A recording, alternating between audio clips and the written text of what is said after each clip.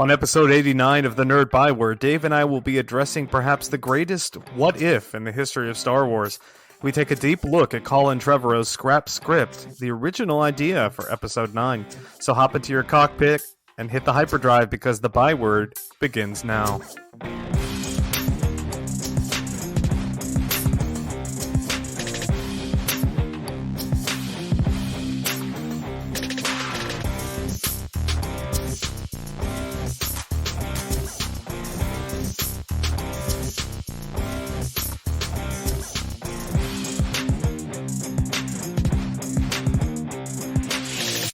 Welcome into another galactically great episode of the Nerd Byword, the only podcast certified to store your centuries-old kyber crystals for safekeeping. He's Dave, I'm Kris, and together we form a dyad in the Force that does not involve pining for a genocidal maniac in a loose-fitting sweater.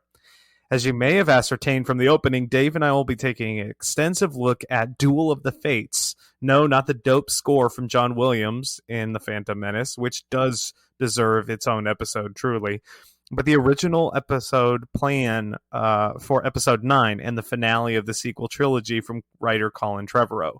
But first, it's time to tear through the house looking for your Switch docking station. Maybe that's a little self-reflective, because Dave brings tidings of great joy in today's Nerd News! What's new, nerd?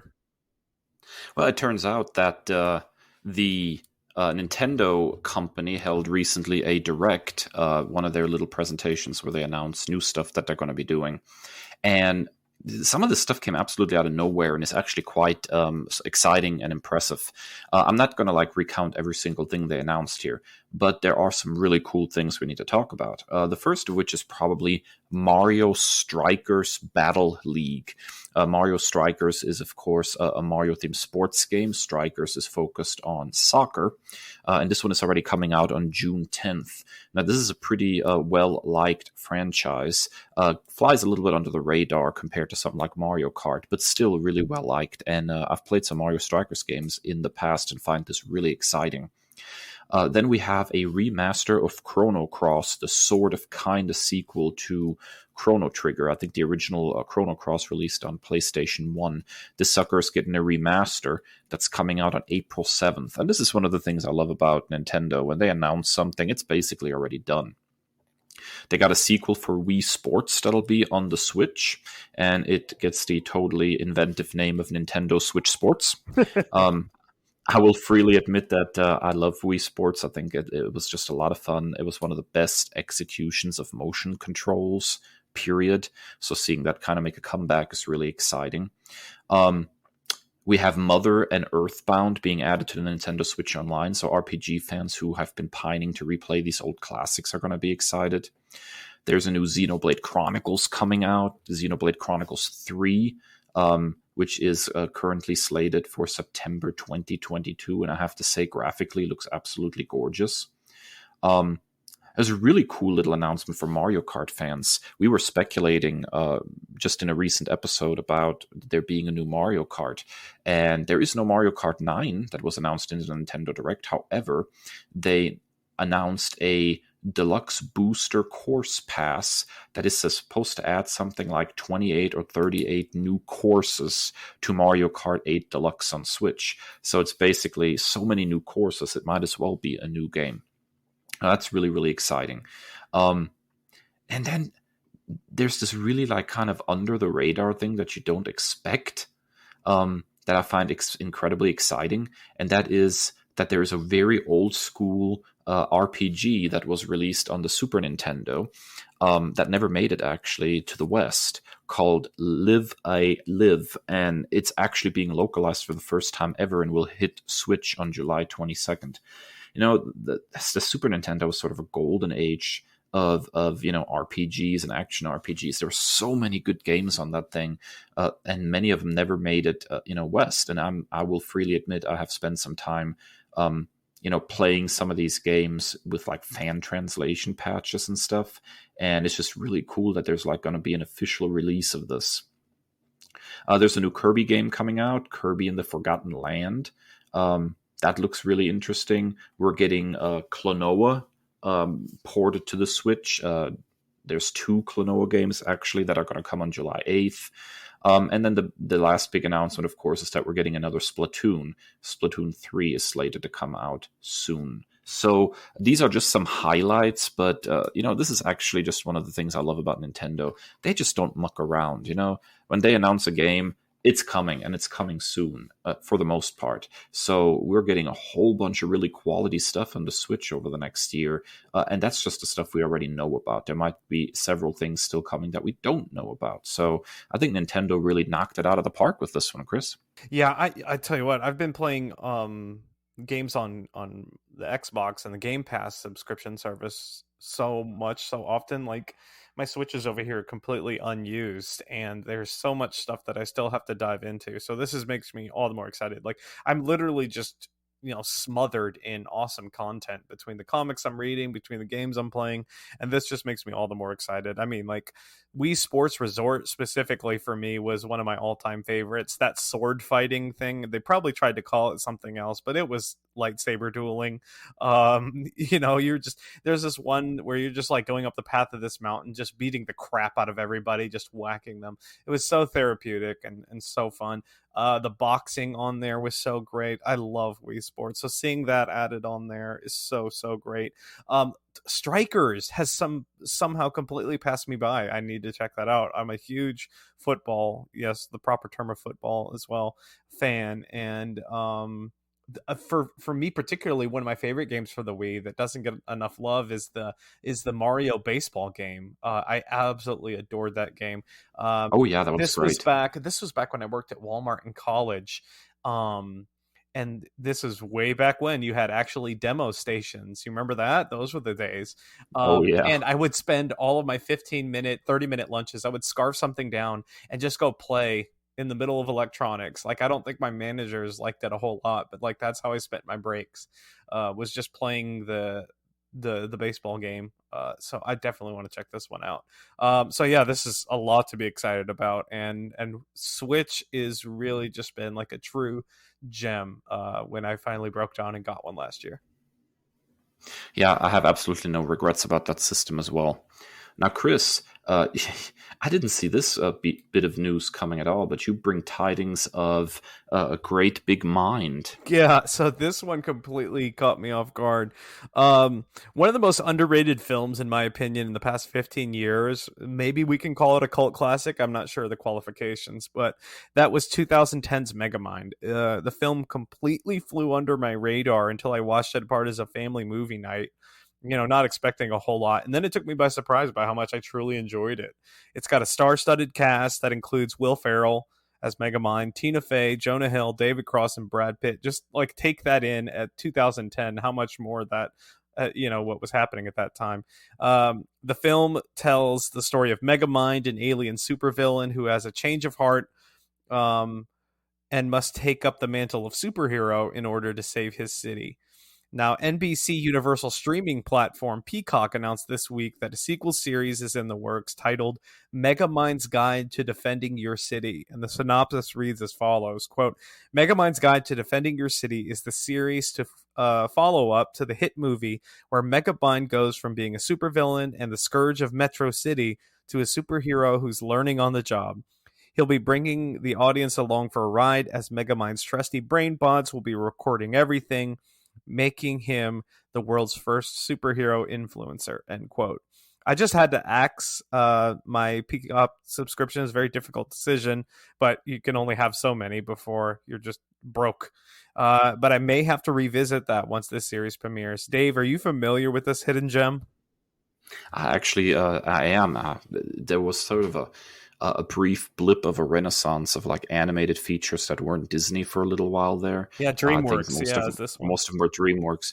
This one is absolutely a hidden gem, as was Monsters vs. Aliens, which may have been some of the hardest I laughed in one of these animated features in a long time.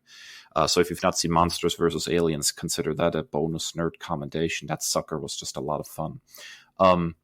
But yeah, seeing Megamind come back is actually quite exciting, because the movie was sort of a very interesting commentary on sort of the superhero genre, and really did something a little bit different with it, and I quite enjoyed it. Trying to take this now and make it like, it seems like they're trying to do like this whole social media influencer thing. Not quite sure if that's the best fit. I'm interested to see how they execute it, but I think if they do it well, this could be a lot of fun. Yeah, for sure. It's a very, very special film in our household. A lot of my kids, go figure, having the nerd father that they do, kind of feel like they stick out like a sore thumb socially. So seeing that arc of Megamind, who's the other, who's different, who's kind of picked on as a kid and doesn't really feel welcome, and then like still has this redemption story, it really resonates in our house. So I'm excited to see what happens with this development. Oh yeah, I totally agree. All right, that wraps up nerd news for this week. But when we come back, Byword Big Talk time, and we are dueling the fates.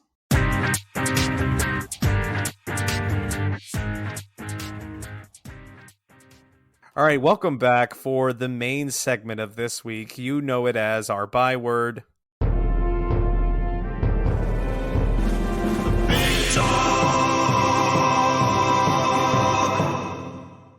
And this week, we are taking a deep dive on something that is probably the greatest what if in Star Wars history. This is Duel of the Fates.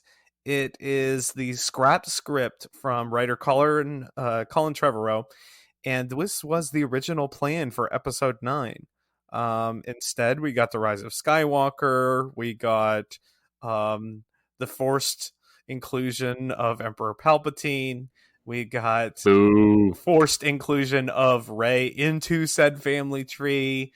We got a bunch of characters dying, but not really. LOL. It was a lot. For more of our thoughts, check back in our archives for the rise of the you know what show that was Episode 9, and our valiant attempts to fix it. So this script leaked, I want to say about a year ago, Dave, and so we took a deep dive, something that's kind of always been on our radar, so to speak, and we read the entire script. There's a fan comic that's attached as well, and so in typical review fashion, we have our likes and dislikes as always.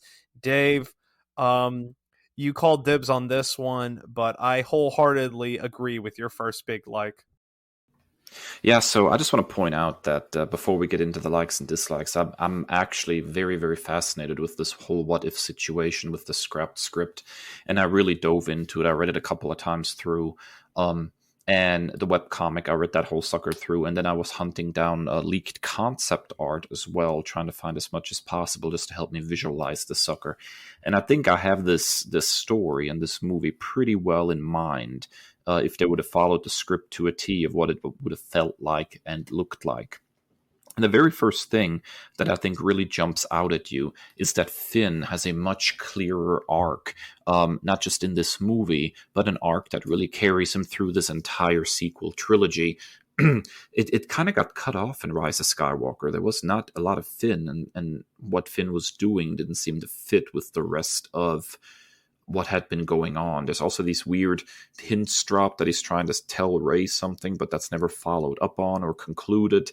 And so Finn is just kind of present, but he's not really a character that has an individual arc in the Rise of Skywalker.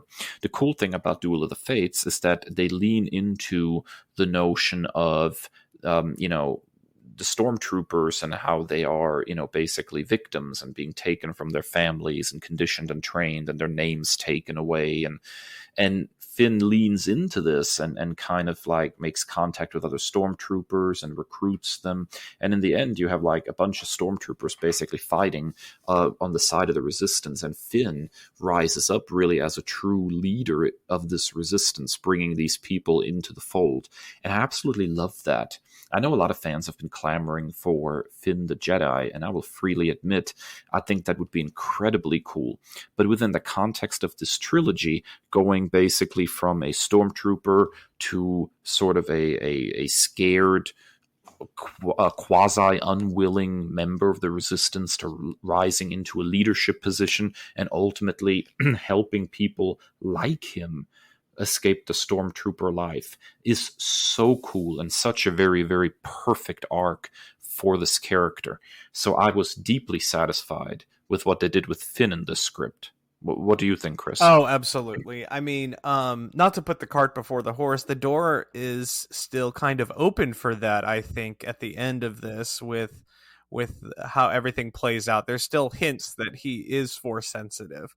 But I think making him just Jedi, I think, is an oversimplification of, what do we do with our Star Wars heroes? We just thrust a lightsaber in their hands and we make them use telekinesis. So I think this is much more of a grounded kind of story arc for the character. I think it makes much more sense. I think it's more specific to his background, to his origin story, and it really ties up a lot of loose ends that were kind of left out in a movie that I wholeheartedly love and go to bat for. In The Last Jedi is kind of a meandering story for Finn in particular, but I think this does a great job of bringing it right back in to the heart of the character, going from this person who starts off just trying to save himself. Like he just wants to escape from someone who is very into self-preservation and saving himself, and turning him into this. I feel like this script and all the other movies really go out of their way to avoid the word rebel or rebellion, but this rebel leader, this resistance leader, and a man of the people, like people who have a shared experience with him, and this brainwashing and this conditioning, and then also the regular everyday folks. Those parts of the script in particular were really inspiring to me, and I truly loved what they did with the character here. I totally agree. All right, Chris, what do you have for your first like of Duel of the Fates? I think aside from shoving the Palpatine of it all, not only just the character himself, but also the lineage wise, I think aside from that, the greatest sin for me of the Rise of Skywalker is the abject removal of Rose Tico, a fascinating character, one of my favorite parts of The Last Jedi. Say what you will about that quote unquote side quest that she and Finn go on, but I think the heart. I'm a big character relationship type person when I come to any type of media, whether it's comics, whether it's film or shows, and so that's what I gravitate towards. And so overarching plot things aren't really something that really pops up for me or really is something that I nitpick on, but it's characters. And it is such a poorly telegraphed reaction to all of the awful vitriol that Kelly Marie Tran received coming out of The Last Jedi that her character is just jettisoned with a character, for lack of a better term, that was on death's door in Princess Leia and Carrie Fisher, and so your reaction to this new and exciting and spunky character who maybe rubs people the wrong way and is a little bit of an irritant, but is compelling nonetheless, to just jettison her onto this base with Leia is just atrocious. And so in contrast, Duel of the Fates gives us this really cool arc for her where she's kind of like almost like a Donatello, if you will, where she's like a tech genius. She can hack into stuff, and she's like doing stuff with codes and all this stuff. There was a moment that I was like, okay, where you think she died, but we'll talk about that later. But I really love seeing her right in the thick of it with the other three. So we kind of had a big four, and I really love that. Yeah, so there's obviously was a huge sort of toxic man-child backlash for some reason against the character of Rose Tico in particular after The Last Jedi, and it always bothered me that Disney decided to sort of cave to the angry mob on social media and basically diminish her really almost beyond compare. when it comes to the Rise of Skywalker. So seeing her shine in this one and seeing her develop from where she started in The Last Jedi is, yes, deeply satisfying. And I think a much better direction to go. If you are unhappy with the way a character is portrayed in a movie, as Disney apparently was based on the reaction on social media, then you develop that character further and move them forward, and you get something that's a little different and maybe a bit more palatable. But removing the character completely seems just incredibly silly. And so I like this. I like her role in this, and for the most part, I like all the moments that she's a part of. So I think it just kind of works. Yeah, for sure. Now, Dave, your next is something very near and dear to your heart, and I'm excited to hear you talk about it. So I love Luke Skywalker with a red hot glowing passion, and we've discussed. Wait, this, red hot glowing? Isn't that the side of the Sith? It's passion, man. And as we learn in Duel of the Fates, you can't deny your anger and you can't deny your love. So, so Luke is a character near and dear to my heart, and I don't know how to say this anymore at this point. It's been kind of run to the ground. The portrayal of Luke in Last Jedi was problematic for me, but I came to accept that this was a kind of a natural way to go in a lot of ways. So I accepted that. But then when Rise of Skywalker came along, I always found that now, you have this perfect setup. Luke is gone. He's a Force ghost. Why is he not haunting Kylo Ren? Why is he not taunting him? He just shows up and mess with him, or even just try to persuade him back to the light side. Why is he not there trying to help, Rey the way Obi-Wan Kenobi tried to help him? And really all we get of Luke Skywalker in the Rise of Skywalker is very little Luke Skywalker. There's a moment where he lifts a ship that supposedly, based on The Last Jedi, was useless out of the water. And then we have his voice there at the end with Palpatine, and that's it. But here you have a very interesting progression for Luke, I think. You have Luke continuing as a Force ghost, even trying to train Rey. He also is taunting Kylo Ren. He's kind of showing up and messing with him all the time. I really, really love those scenes. And even towards the end in the grand finale, when it looks like Rey is defeated and, Kylo Ren is entering this temple, and then here's, Force Ghost Luke. And I absolutely love this moment when Kylo Ren swings his lightsaber at him and Luke catches it in his hand and just kind of looks at him and says, "You are no Skywalker." I mean, it's just seeing that on screen would have been goosebump inducing for any Luke Skywalker fan. So I think this movie has a much deeper respect for Luke Skywalker. And I'm not saying that The Last Jedi didn't. I'm saying that, I think The Rise of Skywalker didn't. He's so wasted, especially given the fact, that Carrie Fisher had passed away and you couldn't do much with Leia. I don't know why you wouldn't lean a little bit more into Luke at that point. So this script, I think, does a much, much better job with Luke Skywalker. I found it deeply satisfying as a Skywalker fan. You're forgetting one scene from The Rise of Skywalker, Dave. That's where he silently nods as Rey just takes on his last name. Oh yeah.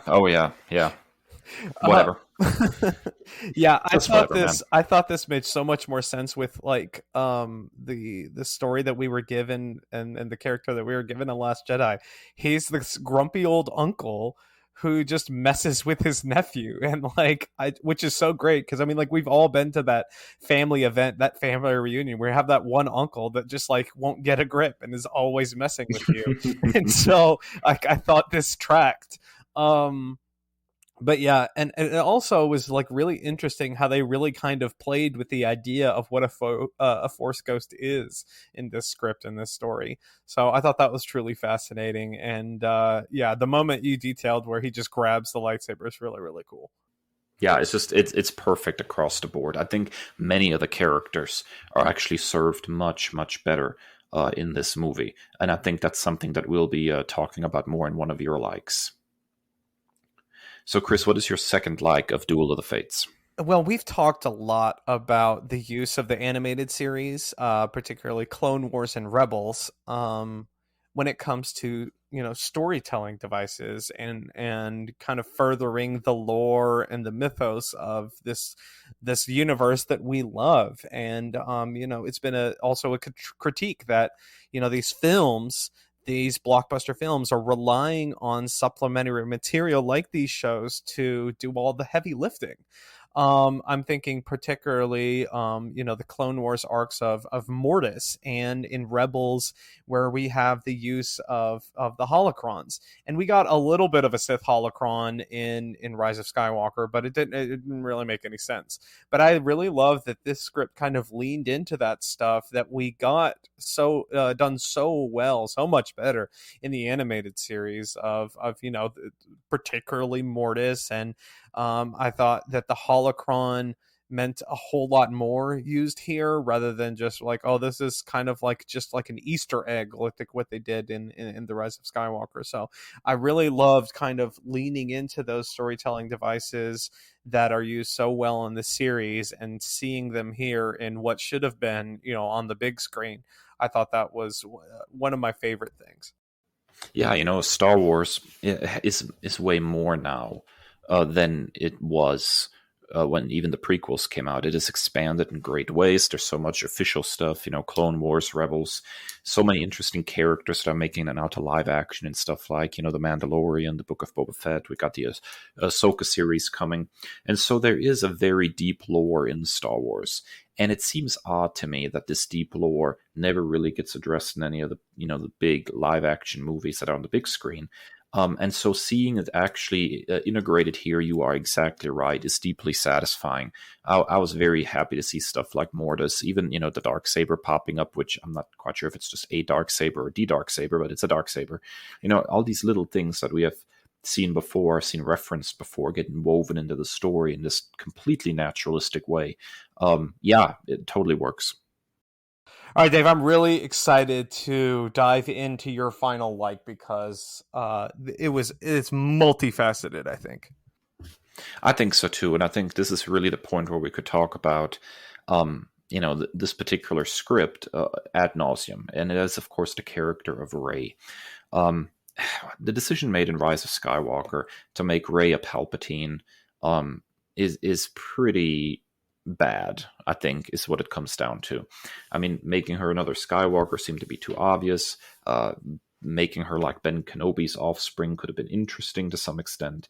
But ultimately, I think The Last Jedi kind of set it up that she is not part of this dynasty, this lineage. And, making her, this part of the Palpatine family, and then adopting the Skywalker name is just so weird. That doesn't work, doesn't fit. So what does fit better? Well, in this particular movie, we see Rey in a completely different light.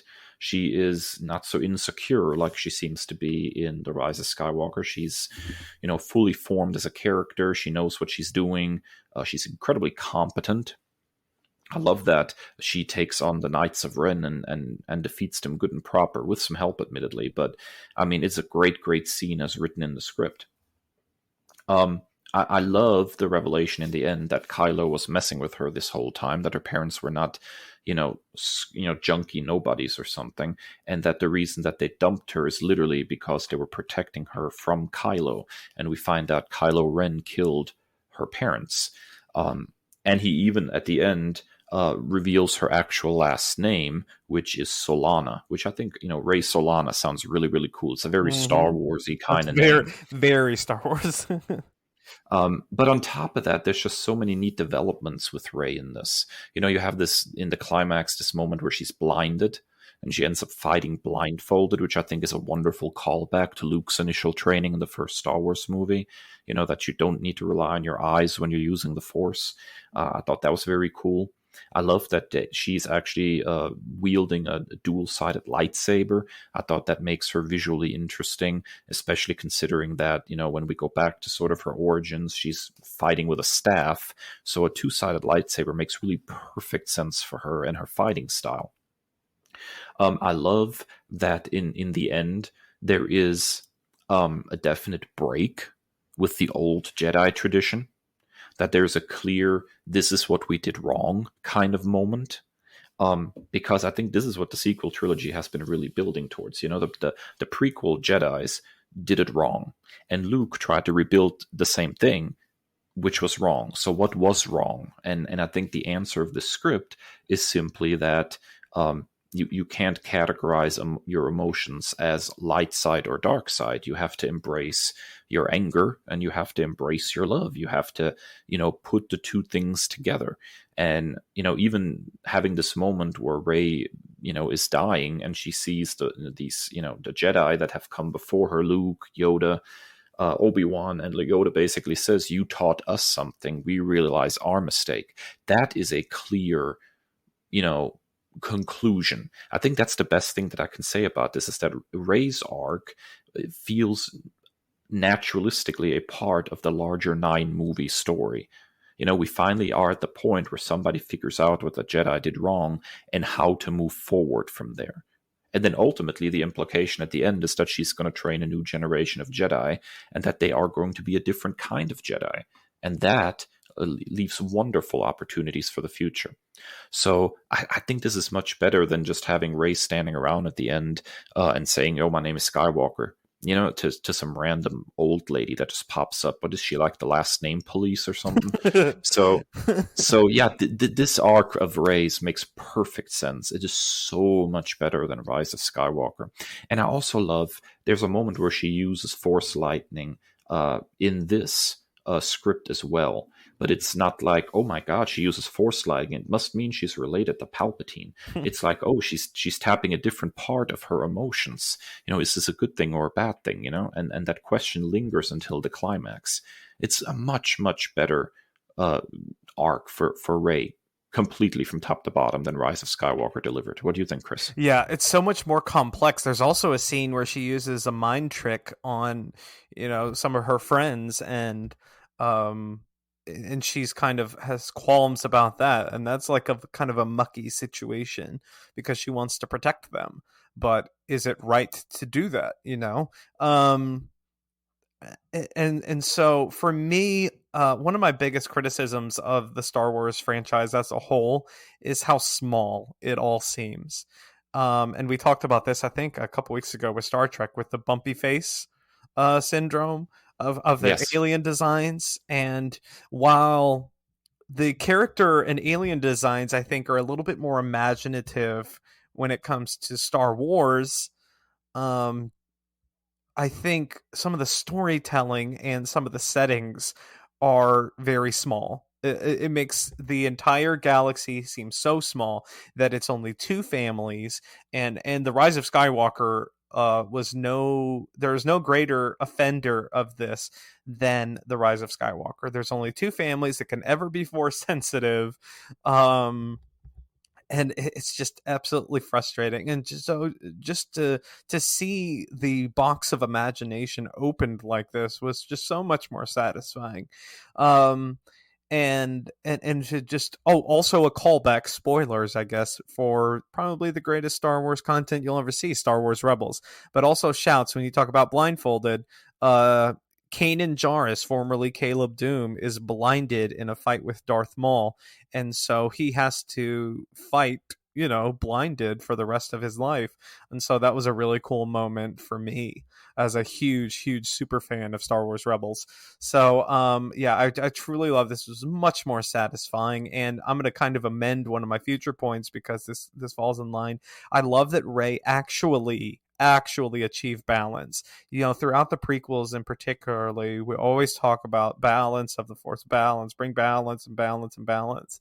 But the Jedi are so hypocritical in that, and because they only want to ascribe to the light side of the Force and completely eschew, and it really just kind of is this meta thing where there are a lot of religious sects that deny so many things that are a part of natural human behavior, and in some cases it can cause people to lash out because they've been denied these things. And I think doubling down on that from the Jedi perspective in an allegory type setting, I think, was a mistake. And so I was happy to see a shift from this. That's why I always have vibed with Ahsoka Tano, because she was like, I've done everything you've asked of me. I followed this path, and this is how you repay me.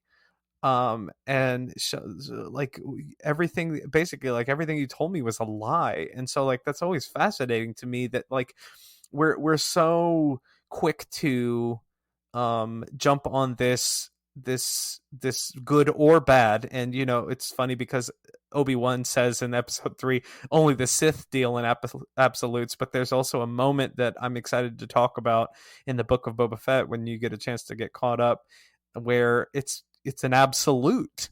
It's an absolute. And so to see that coming from the Jedi perspective is frustrating. And to see Rey kind of flip that on its head was truly awesome. And I will say, I want to follow up on something you said about how small Star Wars is. When you have the same, set of families and characters always popping up, I totally agree that makes it small.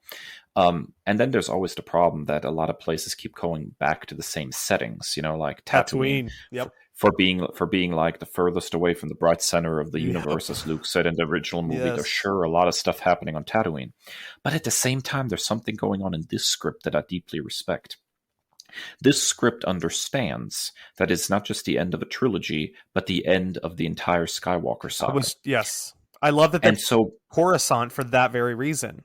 Exactly. They go back to Coruscant. The beacon that they try to use is in the Jedi Temple, so we get to see the Jedi Temple again, only really run down after all these years. There are these moments where it kind of weaves together with the previous trilogies, and that is sorely lacking in Rise of Skywalker. Rise of Skywalker always felt like it was the end of a trilogy, but not the end of the whole saga. Right. And this, with its small nods and callbacks, feels much, much more of a cloth with the entire story and feels much more like a conclusion. God, I love seeing Coruscant again and the way they do it, how it's changed. And I love seeing the Jedi Temple again and the way things have changed there. I love that Leia lives through the movie, by the way. If only Carrie Fisher were still with us. But, the whole thing feels, more like it's an actual conclusion to the whole story. And for that, I absolutely love it. So although, sometimes it feels a little small in Star Wars, I think going back to the Jedi Temple, which we've not seen since the prequels, going back to Coruscant, which we've really not seen much of since the prequels, I think that was incredibly smart to tie the whole thing together, Chris. Yeah, absolutely. And that was a point that I was going to make as well. If you're going to be focusing on a small handful of planets, at least show the growth or the lack thereof or the regress as they did here. And I thought it was masterfully done. All right, Chris, we have one more like, do we not? Yes. All right. Let's talk. All right. So I kind of, as I was reading, I just kept switching back and forth screens of like observations that I had. So this is an amalgamation of so many different things. But I will say, kind of to tie it all together, that the characters are much more fleshed out and they make so much more sense here. Particularly, I'll kind of run down a bulleted list here. Kylo Ren just descending further into madness and or darkness is just so much more in line with his character than to just be this conflicted thing. He very much gives like this black sheep of the family who doesn't feel like they fit in, that just goes on this delinquent spree, and rather than seek redemption or anything, they're just doubling down on their past mistakes. So I thought that tracks so much more. Chancellor Hux, the back and forth between the two of them, and it's funny because the kind of like the dichotomy of Kylo Ren emulating Vader, but also the great thing about Kylo too is he recognizes and addresses where Vader failed. It was kind of weird for him to be emulating Vader. I was like, did nobody tell him that he turned? And so addressing that was so poignant and so important. And so back to my other point is you have Kylo emulating Vader and these great Dark Lords of the Sith, but he feels like this new generation, he can do it bigger and better and badder. And then you have Hux emulating these Force-sensitive individuals like Kylo, and like he feels undermined and like muttering under his breath every time Kylo leaves a room, whether that's literally or holographically speaking. And then so it's so much more fascinating, and I would have loved to have seen Domhnall Gleeson, who acting wise was really bringing it. And then they just gave him nothing to work with. Like, I'm the spy. Like, what? Um, Leia in particular, and this is probably even a greater what if. Who knows if we would have had enough time to film something like this with her untimely and unfortunate passing. But I thought particularly her speech to the allies of the resistance was absolutely poignant and beautiful, and just seeing that come back full circle from where we started in A New Hope with her in a hologram message was really, really cool and fascinating. Also, I also love that she pushed back on Luke, where, Luke was like, I had attachments and father had attachments, and it was his undoing or whatever. And she was like, boy, what are you talking about? I've lost people I love, and I haven't gone on a genocidal spree. So that was really fascinating and really cool to see. Finally getting the Knights of Ren with actual substance was really cool. And then, as we talked about previously, Rey's arc made so much more sense, and she actually did balance the Force, and she was, so I was like, don't talk about it, be about it, Jedi. So I love the character work in this. That's one of my calling cards, and I thought it was done very, very well here. I totally agree, and I really want to, echo that we get actually much more with the Knights of Ren, which was deeply needed, since they were so integral to the flashback we saw in The Force Awakens. The thing that really stood out to me the most, I think, is how much more interesting Hux is in this movie. Yes. Instead, he's not a buffoon, he's fascinating. He's got this collection going of like old Jedi and Sith artifacts. At one point, he like tries to use the Force, like he's. I love it. And then Rose is like, "What are you doing?" Yeah, I love that moment, and it's kind of cool to see him get like obsessed with that a little bit, because he's trying to be the rival of Kylo Ren, and he's like, "Can I tap into this too?" And I absolutely love his end. He does the seppuku samurai thing, and basically falls on his sword, which is a cool visual, and the concept art is really cool. And there's a very neat like little Easter egg there, I think, because the lightsaber he uses to do it within the script is purple. And the last time we saw a purple lightsaber in Coruscant was when Mace Windu died. So this the implication seems to be that that's Mace Windu's lightsaber, which I think is just a really, really cool little moment.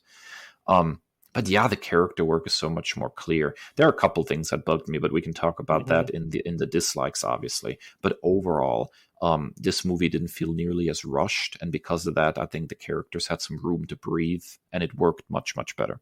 And just one final note, like overarching before we descend into dislikes, I felt as I was reading this, like I saw this all playing in my head. It felt like a cohesive storyline of a movie. Like I could see logically, and part of myself diving back into the writing realm.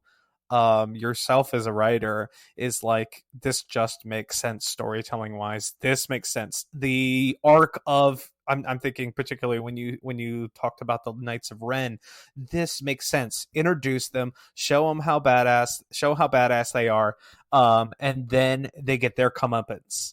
It just makes so much more sense how the action scenes. There's a little bit of stakes. There's a lot of bit of stakes. We're at our last gasp effort, and then something comes in to swoop in and save us. I thought it was a much more cohesive story than a lot of the other stuff we've seen in Star Wars. Yeah, I'll totally agree. I like the script a great deal, and we can talk final verdict towards the end. But yeah, I think overall, I have a very positive impression, and it does seem like this is a first draft even. So there would have been some changes and maybe some improvements made. So maybe some of the things that we don't like get addressed. I don't know, but I think it's about time for our dislikes, Chris. Yeah, and your first one is the only one that was really glaring to me. So let's talk about it. Yeah, so this script kind of hits us over the head with this completely out of the left field romance between Rey and Poe, which does not work. it's a Poe man's, pun intended, Han and Leia, and it just does not work at all. Their moments don't feel like there's genuine chemistry even on the page. I think the actors would have had to work really, really hard to make those scenes work. It seems also completely useless because it doesn't go anywhere. It's just kind of there and doesn't fit with any of the thematic things that are happening in the movie or anything. And so ultimately, I think this could have been very easily removed from the movie and it would have made it better. It might have been something that Disney just said, we want some romance in this movie, like in Empire Strikes Back or something, but it just does not work, Chris, not at all. Yeah, and as like a big antagonist or whatever, like a big antaponent, whatever the word is, I don't like Reylo. I'm not a Reylo fan. I don't like girls simping after genocidal maniacs. Call me crazy, but also, especially this arc, if he kills your parents. But yeah, this one just makes no sense. Like, it's very symbolic that she grabs his face and kisses him because that's how forced it was.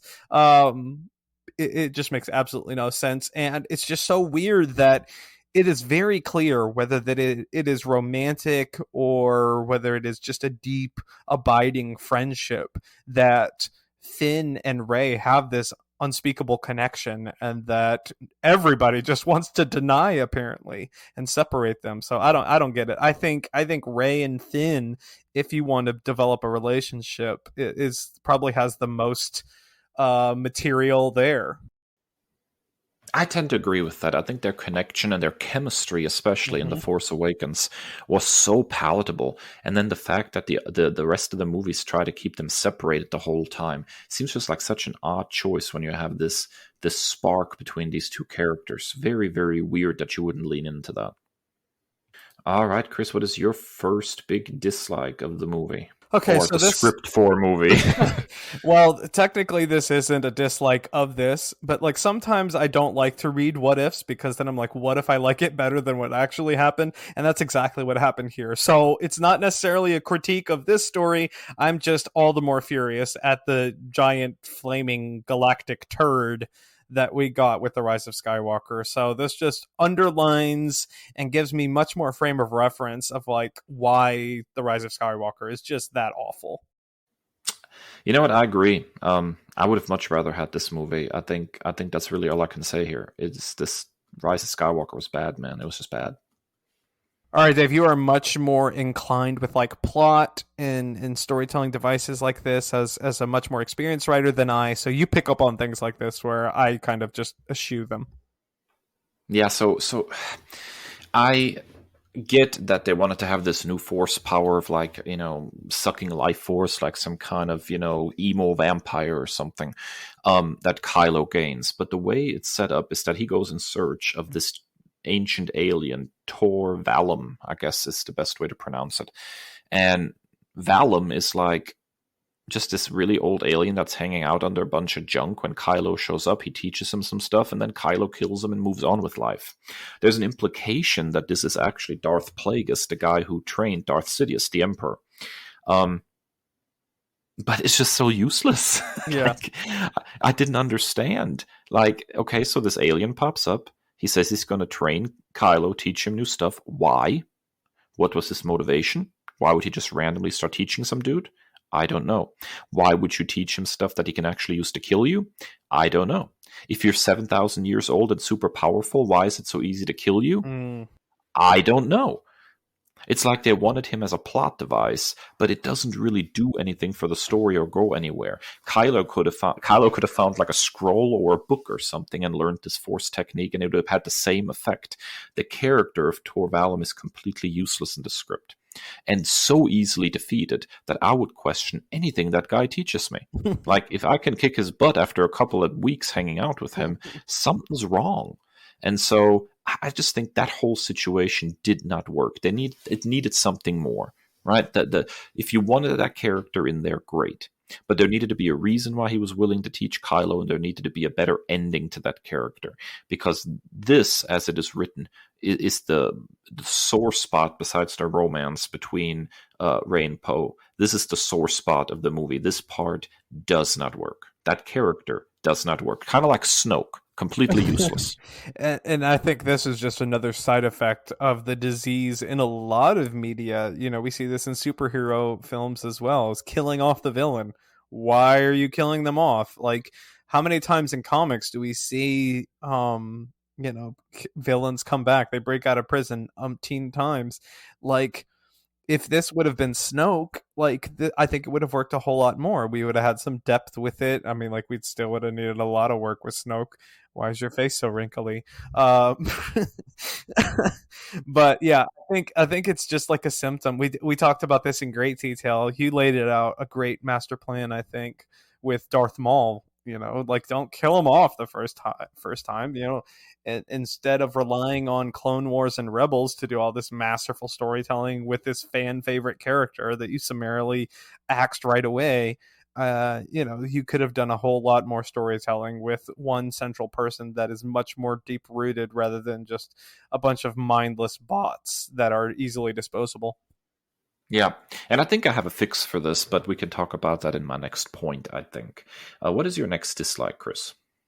So it was really weird to include, while I love the inclusion of the Knights of Ren and they were much more fleshed out, that was great. But Hataska Ren, the leader of the Knights of Ren, having a/the dark saber was just a weird detail. You know, the Book of Boba Fett and the Mandalorian have detailed, in Rebels and Clone Wars, of course, have detailed so much history surrounding this one black lightsaber, the dark saber. So this just popping up, like they think they can get away with like this Easter egg. Well, not really, because is this the dark saber that we've heard about for so long, or is this just another black lightsaber that has absolutely no connection? So it was a weird inclusion for me.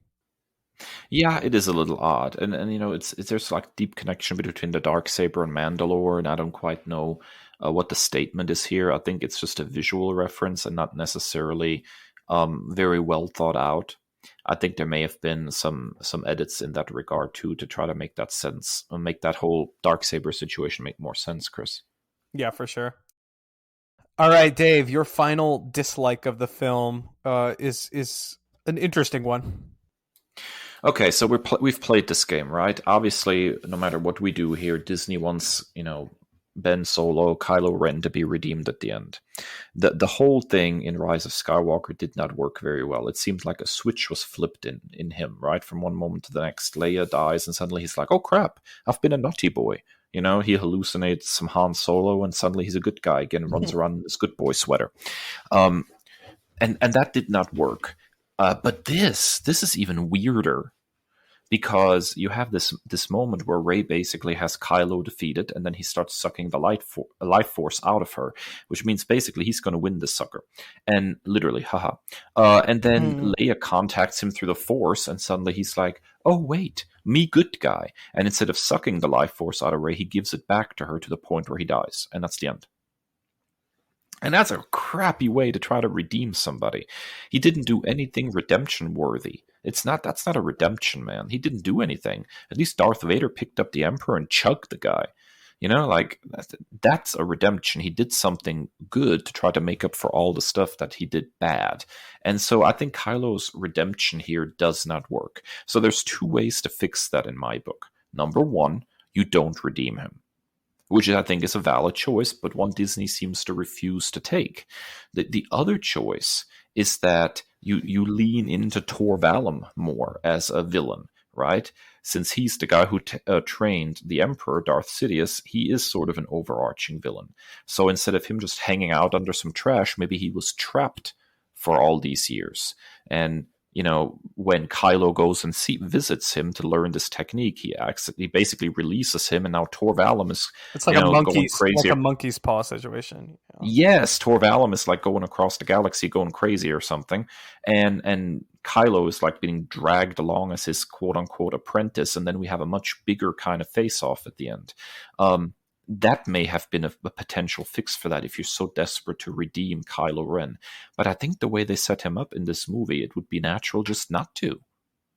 And I think that has to be fine, Kris. I think that's my preferred method. I was like riding with this arc so much, it made so much more sense. And then his mom calls his name. She didn't even go middle name. If your mom is shouting your name across the galaxy, she at least There has to better be go. a middle name. There better be a middle name included. Exactly. And his redemption is telling her her last name. Like that's it. Yeah. So I thought it was. I'm very much in the camp of no redemption. Like this is the great tragedy and something to learn from and something to avoid completely. So I think that would have been much more in line with what we got here rather than just like, oh, here's your name, deuces. Yeah, yeah. That part just did not work. So, I don't know, man. I think there would have been better ways to go. Either don't redeem him or lean more into the Torbalum of it all, and maybe you have a better setup there for a redemption. But the through line does not seem like he was trying to, get redemption. The through line of that character is pretty redemption free, I think. So, I don't know, man. All right, what is your final dislike of the movie? Okay, so watching The Rise of Skywalker for the first time, and even the second time after a year of absence, was really a strange experience because the first 20 to 30 minutes of this movie, I truly thought, I was like, oh my God, is this the best Star Wars movie I thought? I mean, I've seen, like, because, like, there's this high speed chase. It's really fun. It's really, like super suspenseful. And then we get this oh shit moment where Rey uses force lightning and destroys the ship that Chewbacca's in, and like there's this really emotional moment. I'm like, oh my God, this is great. I mean, like I love Chewie, rip, but like this is real stakes for something. And then the rug is pulled out from under us like every 15 minutes of that movie, where it's just like, just kidding, they're not dead. That was the other ship. C-3PO's got a random red arm, and he's gonna wipe his memory. Just kidding, he's fine.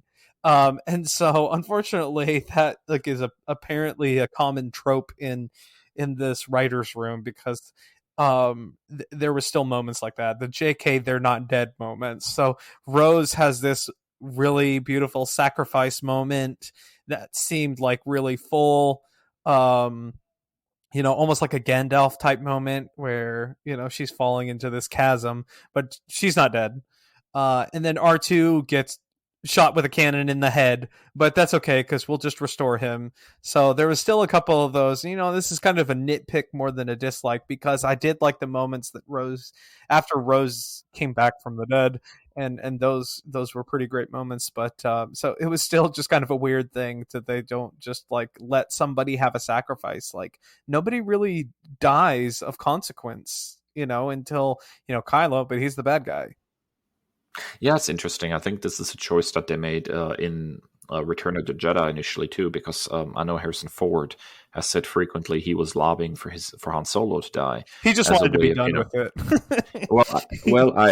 I think that's definitely a part of it, but I also think Harrison Ford is not a dumb man, and he understands that if you're going to sell that there are stakes in a movie called Star Wars, war has casualties, and sometimes main characters even don't make it. But the original trilogy and the sequel trilogy both seem to like completely refuse to let anybody die. Even J.J. Abrams, I think, in The Force Awakens, the initial story was that Poe was going to die in The Force Awakens. That he, when he pops up and he's like, "Hey, I'm alive," that whole thing wasn't going to happen. And then they just liked Oscar Isaac's performance so much they kept him around. And so, yeah, I think there's sometimes a sense of a lack of stakes in Star Wars because they so refuse to kill off anybody. I mean, blowing up Chewie would have been one heck of a choice, I will say that if they would have chosen to just kill off Poe that quickly into the film, that would have been a huge disappointment because like that he didn't really have any traction whatsoever. He had some funny quip moments there with Kylo at the beginning, but then he's just gone. That would have been a waste, I think. I agree. All right, Dave, final verdict on Duel of the Fates. You read this multiple times. You read the webcomic, so you're really experienced with this sucker. Yeah, and I'm going to tell you the truth of the matter is I like this a whole lot better than Rise of Skywalker. It's not perfect. It has a lot of issues, but it feels much more cohesive as a story. It feels unapologetic about The Last Jedi. It just moves forward rather than trying to retcon everything that movie does. It functions fairly well, I think, as a conclusion to the overall 9-movie saga. I think there's just a lot of really, really good stuff here. And I'm going to say shout out here to Star Wars fan Andrew Weingarner, who actually took the time to make the 7-part free webcomic adaptation of the leaked script. It was a lot of fun to kind of put more visuals to it. Scripts are notoriously hard to read. So between the leaked concept art and the webcomic stuff, I got a really good sense for what was going on with this. And there's just so many cool visual callbacks. A lot of the concept art features Rey basically wearing an outfit like Luke does, all black in Return of the Jedi, which is such an interesting and cool look for Rey. Rather than just going back to her Force Awakens clothes, she gets to further develop, the clothes she wears. I thought that was cool. Yeah, there's just so many cool little things in here that really work, especially for first draft. This is absolutely fantastic. And with a little bit of extra work, I think this could have been one heck of a Star Wars movie, Chris. Absolutely. I think I'm going to go A- because of those few nitpicks with the, as we say as teachers, with the ability to make corrections, because I think with a couple of corrections, this would have been a top-notch film. I totally agree, and a much, much, much better conclusion overall, and a much better follow-up to The Last Jedi. Yeah, for sure. It's just, the sucker actually works, and I really, really liked it. All right, so check out the Duel of the Fates script. Highly recommend it. If reading a script is difficult for you, as it was for me, I'm very spastic, so I was reading it in spurts, 10 pages at a time. Then highly recommend the webcomic that Dave referenced. But definitely check this out. Well worth your time. And the concept art as well is absolutely gorgeous. So highly recommend that. And then just be sure to share your thoughts with us at Nerd Byword on Twitter and Instagram. But when we come back from this, our final break, we're hitting you with 2 more nerd commendations.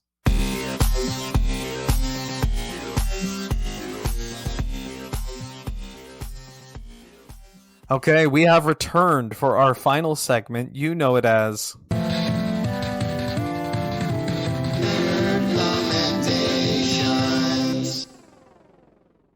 Dave, I love that you just lean into who you are. Yeah, well, it's I'm as bad with Superman as you are with the X-Men, I guess. So my nerd commendation this week is kind of very closely connected to DC Universe Infinite, the equivalent of Marvel's Unlimited online comic service where you can read a whole bunch of back issues. Once upon a time, I was a young whippersnapper. And it was during the really odd, weird boom of the 1990s that I got neck deep in the comic books. And I know the 90s have a very weird, shall we say, reputation at this point because of, everything's extreme and everybody has pouches and armor and blah, blah, blah. We have a very particular view of what the 90s were comic book-wise. But who actually not only survived in the 90s, but totally thrived? Superman. Man, Superman was amazing in the 90s. Fans refer to this as the Triangle Era. And the reason that this is called the Triangle Era is quite simple. What they did is they had several series. It started with 3, then ended up going into 4 that came out. And all of them were interconnected, telling a continuous story. So you had Superman, Adventures of Superman, Action Comics, and Man of Steel. One came out every week. And so you had always every week a Superman comic.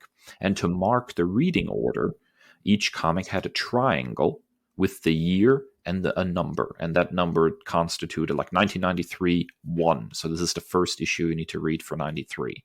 And 1993, 2. This is the second issue. So you have a very clear reading order of how you go through these issues. This era was absolutely epic for Superman, and we get some of the coolest stuff that's ever happened to Superman.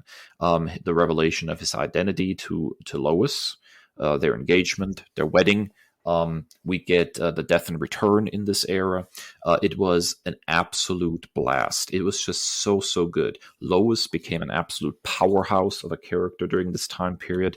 Lex Luthor went through so many fascinating evolutions, including at one point dying and his brain being transplanted into a younger clone of himself and him pretending to be his own son.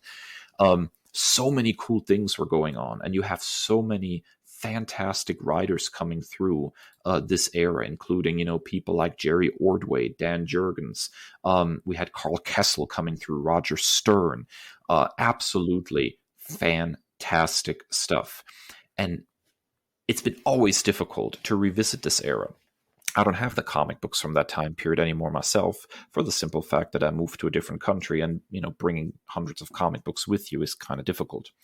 But I finally found a way to reread them, and that is DC Universe Infinite, because in their actual wisdom, DC did something right for once.